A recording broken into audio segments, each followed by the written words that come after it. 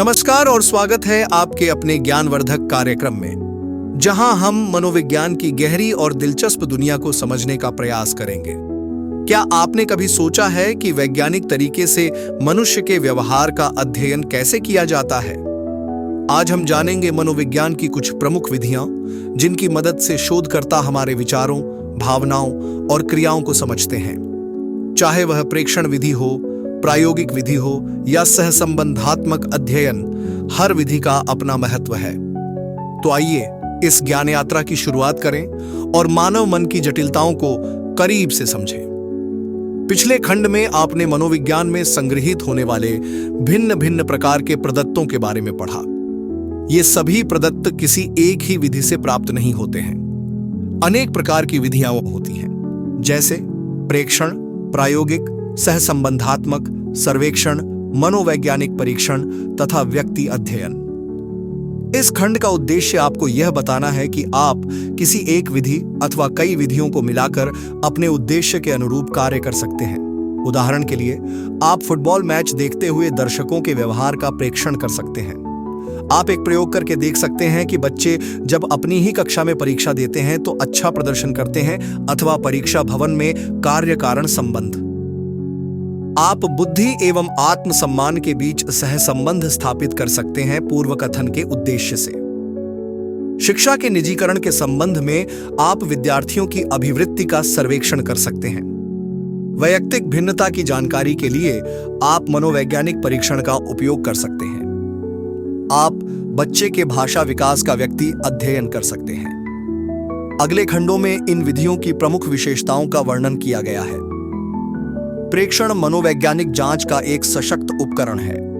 व्यवहार के वर्णन की यह एक प्रभावकारी विधि है। अपने दैनिक जीवन में हम दिन भर अनेक चीजों का प्रेक्षण करने में व्यस्त रहते हैं। कई बार ऐसा होता है कि हमें उस बात का ध्यान ही नहीं रह पाता है कि हम क्या देख रहे हैं अथवा हमने क्या देखा है। हम देखते हैं परंतु प्रेक्षण नहीं करते हैं। हम प्रतिदिन जितनी चीजों को देखते हैं उनमें से कुछ की ही हमें जानकारी रहती है। क्या आपने ऐसा अनुभव किया है? आपने यह भी अनुभव किया होगा कि यदि आप किसी व्यक्ति या घटना को कुछ देर तक ध्यान से देखते हैं तो आपको उस व्यक्ति अथवा घटना के विषय में बहुत सी रोचक बातों का पता चलता है। वैज्ञानिक प्रेक्षण दिन प्रतिदिन के प्रेक्षणों से बहुधा भिन्न होते हैं। ये विशेषताएं हैं: चयन। मनोवैज्ञानिक उन सभी व्यवहारों का प्रेक्षण नहीं करते हैं जिनसे उनका सामना पड़ता है, बल्कि वे एक व्यवहार विशेष का प्रेक्षण हेतु चयन करते हैं। उदाहरण के लिए, आप यह जानना चाहेंगे कि 11वीं कक्षा के विद्यार्थी अपने विद्यालय में समय कैसे व्यतीत करते हैं। इस स्तर पर दो बातें संभव हैं। एक, अनुसंधानकर्ता के रूप में आप सोच सकते हैं कि आप भलीभांति जानते हैं कि विद्यालयों में क्या होता है। आप उन क्रियाकलापों की एक सूची बनाकर विद्यालय जाकर देख सकते हैं कि उनमें से कौन से क्रियाकलाप घटित हो रहे हैं। आप यह भी सोच सकते हैं कि आप इस संबंध में कुछ नहीं जानते हैं कि विद्यालयों में क्या क्या होता है। अब प्रेक्षण के द्वारा आप इसका पता लगा सकते हैं। ई, अभिलेखन। प्रेक्षण करते समय अनुसंधानकर्ता चयनित व्यवहारों का विभिन्न साधनों का प्रयोग करते हुए, जैसे पूर्व में चयनित व्यवहारों का जब भी वे घटित होते हैं, टैली लगाकर अभिलेख तैयार करता है। इसके लिए वह शॉर्ट हैंड अथवा प्रतीकों, फोटोग्राफ अथवा वीडियो अभिलेखन का उपयोग करता है। प्रेक्षण के प्रदत्त विश्लेषण। प्रेक्षण के पश्चात मनोवैज्ञानिक जो भी अभिलेख तैयार करते हैं उसका विश्लेषण इस ध्येय से करते हैं कि उससे कुछ अर्थ निकाला जा सके। यह ध्यातव्य है कि प्रेक्षण एक कौशल है। एक कुशल प्रेक्षक जानता है कि वह किस चीज का प्रेक्षण कर रहा है, वह किसका प्रेक्षण करना चाहता है, प्रेक्षण कहां और कब करना होगा, प्रेक्षण कर अभिलेख किस रूप में तैयार किया जाएगा और प्रेक्षित व्यवहार का विश्लेषण किस विधि द्वारा किया जाएगा। प्रेक्षण निम्नलिखित प्रकार के हो सकते हैं। प्रकृतिवादी बनाम नियंत्रित प्रेक्षण। जब प्रेक्षण प्राकृतिक अथवा वास्तविक जगत की स्थिति में किया जाता है। उपर्युक्त उदाहरण में विद्यालय में प्रेक्षण किया गया था तो उसे प्रकृतिवादी प्रेक्षण कहते हैं। इस उदाहरण में प्रेक्षणकर्ता परिस्थिति का न तो प्रहसन करता है और न ही उसको नियंत्रित करने का प्रयास करता है। इस तरह के प्रेक्षण अस्पताल, घर, विद्यालय, दिन में देखभाल करने वाले केंद्र आदि स्थानों पर किए जाते हैं। यद्यपि कई बार आपको कुछ ऐसे कारकों को नियंत्रित करने की आवश्यकता पड़ती है जो व्यवहार का निर्धारण करते हैं, परंतु वे आपके अध्ययन के केंद्र नहीं होते हैं। इसलिए बहुत से मनोवैज्ञानिक अध्ययन प्रयोगशालाओं में किए जाते हैं। उदाहरण के लिए, धुआं मात्र नियंत्रित प्रयोगशाला में ही उत्पन्न किया जा सकता है। इस तरह के प्रेक्षण नियंत्रित प्रयोगशाला प्रेक्षण के नाम से जाने जाते हैं और वास्तव में ये प्रेक्षण प्रयोगशाला के प्रयोगों में प्राप्त होते हैं। असहभागी बनाम सहभागी प्रेक्षण दो प्रकार से किया जा सकता है। प्रथम, आप किसी व्यक्ति या घटना का प्रेक्षण दूर से कर सकते हैं। द्वितीय, प्रेक्षक प्रेक्षण किए जाने वाले समूह का एक सदस्य बनकर प्रेक्षण करता है। प्रथम दशा में व्यक्ति जिसका प्रेक्षण किया जा रहा है उसे यह मालूम नहीं हो पाता है कि उसका प्रेक्षण किया जा रहा है। उदाहरण के लिए, किसी कक्षा विशेष में आप शिक्षकों एवं विद्यार्थियों के बीच होने वाली अंतःक्रिया का प्रेक्षण करना चाहते हैं। इस लक्ष्य को प्राप्त करने के लिए कई तरीके हैं। आप चाहें तो कक्षा में वीडियो कैमरा लगाकर सारी गतिविधियों का परीक्षण करें, जिन्हें आप बाद में देख सकते हैं तथा उनका विश्लेषण कर सकते हैं। विकल्प के रूप में आप कक्षा की सामान्य गतिविधियों में बिना भाग लिए अथवा बिना कोई अवरोध पैदा किए कक्षा के कोने में बैठ सकते हैं। इस प्रकार के प्रेक्षण को असहभागी प्रेक्षण कहते हैं। इस विधि में इस बात का खतरा रहता है कि किसी व्यक्ति बाहरी व्यक्ति के कक्षा में बैठने से पूरी कक्षा की वास्तविक स्थिति बिगड़ सकती है।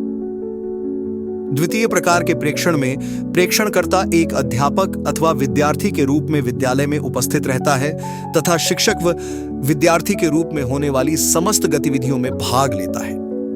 इसे प्रतिभागी प्रेक्षण कहा जाता है। प्रतिभागी प्रेक्षण में प्रेक्षक को समूह के साथ घनिष्ठता बनाने में, जिससे कि समूह सदस्य उसे अपने समूह के सदस्य के रूप में स्वीकार करें, कुछ समय लगता है। फिर भी समूह के साथ प्रेक्षक के सम्मिलित होने की मात्रा उसके अध्ययन के केंद्र के आधार पर भिन्न होगी। प्रेक्षण विधि का लाभ यह होता है कि इसमें अनुसंधानकर्ता लोगों एवं उनके व्यवहारों का प्राकृतिक स्थिति जैसे वह घटित होती है में अध्ययन करता है। हालांकि प्रेक्षण विधि श्रमसाध्य है, अधिक समय लेती है तथा प्रेक्षक के पूर्वाग्रह के कारण इसमें गलती होने का डर रहता है। हमारा प्रेक्षण व्यक्ति अथवा घटना के संबंध में हमारे मूल्यों एवं विश्वासों से प्रभावित होता है। आप इस बहुप्रचलित कथन से परिचित होंगे, हम चीजों को उसी ढंग से देखते हैं जैसा कि हम स्वयं होते हैं, न कि जैसी चीजें होती हैं। अपने पूर्वाग्रह के कारण हम चीजों की व्याख्या भिन्न रूप में कर सकते हैं, न कि जैसे प्रतिभागी वास्तव में उसका अर्थ समझते हैं। इसीलिए इस बात की सलाह दी जाती है कि प्रेक्षक व्यवहार के घटित होने के समय ही उसका अभिलेख तैयार कर ले, किंतु प्रेक्षण करते समय व्यवहार की व्याख्या न करें। प्रयोग प्रायः एक नियंत्रित दशा में दो घटनाओं या परिवर्तियों के मध्य कार्य कारण संबंध स्थापित करने के लिए किया जाता है। यह सतर्कता पूर्वक संचालित प्रक्रिया है जिसमें एक कारक में कुछ परिवर्तन किए जाते हैं और किसी दूसरे कारक पर उनके प्रभाव का अध्ययन किया जाता है, जबकि अन्य संबंधित कारक स्थिर रखे जाते हैं। प्रयोग में कारण वह घटना है जिसे परिवर्तित तथा प्रहस्तित किया जाता है। प्रभाव व्यवहार होता है जो प्रहस्तन के कारण परिवर्तित होता है। आप पहले पढ़ चुके हैं कि प्रायोगिक विधि में अनुसंधानकर्ता दो परिवर्तियों के मध्य संबंध स्थापित करने का प्रयास करता है। अब प्रश्न है, परिवर्त्य किसे कहते हैं? कोई उद्दीपक या घटना जो बदलती रहती है, अर्थात इसके भिन्न भिन्न मान होते हैं और इसलिए इसका मापन किया जा सकता है, को परिवर्त्य कहते हैं। उदाहरण के लिए, लिखने के लिए आप जिस कलम का उपयोग करते हैं वह एक परिवर्त्य नहीं है, लेकिन कलमें विभिन्न आकारों, प्रकारों एवं रंगों की होती हैं। ये सभी परिवर्त्य हैं। जिस कमरे में आप बैठे हैं वह एक परिवर्त्य नहीं है, बल्कि उसका आकार एक परिवर्त्यम है, क्योंकि विभिन्न आकारों के कमरे होते हैं। व्यक्तियों का कद भी एक परिवर्त्य है। इसी प्रकार विभिन्न प्रजाति के लोगों के अलग अलग रंग होते हैं। युवा लोग विभिन्न रंगों से अपने बाल रंगने लगे हैं। इस प्रकार बाल का रंग भी एक परिवर्त्य है। बुद्धि भी एक परिवर्त्य है। अनेक प्रकार के बुद्धि स्तर वाले उच्च, मध्यम, निम्न लोग होते हैं। एक कक्ष में व्यक्तियों की उपस्थिति या अनुपस्थिति भी एक परिवर्त्य है, अतः वस्तुओं या घटनाओं की मात्रा अथवा गुणवत्ता में परिवर्तन हो सकते हैं। परिवर्त्य अनेक प्रकार के होते हैं, किंतु यहां हम दो प्रकार के परिवर्त्यों की चर्चा करेंगे, अनाश्रित और आश्रित परिवर्त्यम। अनाश्रित परिवर्त्य वह परिवर्त्य होता है जिसका प्रहस्तन किया जाता है अथवा जिसे प्रयोग में अनुसंधानकर्ता द्वारा परिवर्तित किया जाता है। अध्ययन में अनुसंधानकर्ता परिवर्ती के प्रभाव में किए गए परिवर्तन का प्रेक्षण अथवा नोट तैयार करना चाहता है। लताने और डार्ली द्वारा संपादित प्रयोग में अनुसंधानकर्ता धुएं के संबंध में आपातकाल की सूचना देने वाले व्यक्ति पर अन्य व्यक्तियों की उपस्थिति का प्रभाव देखना चाहते थे। एक कक्ष में दो व्यक्तियों की उपस्थिति या अनुपस्थिति अनाश्रित परिवर्त्य था। जिस व्यवहार पर अनाश्रित परिवर्त्य के प्रभाव का प्रेक्षण किया जाता है उसे आश्रित परिवर्त्यम कहते हैं। आश्रित परिवर्त्य उस गोचर को चताता है जिसकी अनुसंधानकर्ता व्याख्या करना चाहता है। यह मात्र अनाश्रित परिवर्त्य में परिवर्तन के परिणाम स्वरूप व्यवहार में परिवर्तन है और कुछ नहीं। धुएं के आपातकाल की सूचना देना आश्रित परिवर्त्य था।